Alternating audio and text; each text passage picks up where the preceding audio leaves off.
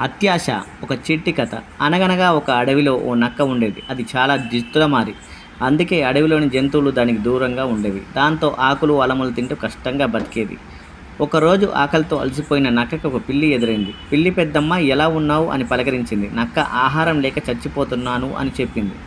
పిల్లికి నక్క మీద జాలేసింది. పిల్లి అయితే నా వెంట దగ్గరలో ఓ ఇంట్లో విందు జరుగుతుంది, చూద్దాం ఏదైనా దొరుకుతుందో అని అన్నది. రెండు కిటికీలోంచి లోపలికి వెళ్ళాయి. పిల్లి వంటకాలని కొంచెం కొంచెం రుచి చూసింది. కానీ నక్క మాత్రం అత్యాశతో అన్నీ లాగేసింది. అప్పుడు బయట నుండి శబ్దం రావడంతో వినిపించేసరికి పిల్లి బయటకు పారిపోయింది. నక్క కూడా పారిపోవాలని చూసింది. కానీ ఇప్పుడు కిటికీలోంచి దూరలేకపోయింది. ఎందుకంటే అతిగా తిని పొట్ట నిండింది. అప్పుడు అక్కడికి ఇంటి వాళ్ళు వచ్చారు. నక్క ఏమి చేయాలో తెలియక చచ్చినట్టు నటించింది. వాళ్ళు నక్క చనిపోయిందని ఊరికి బయట వదిలేశారు.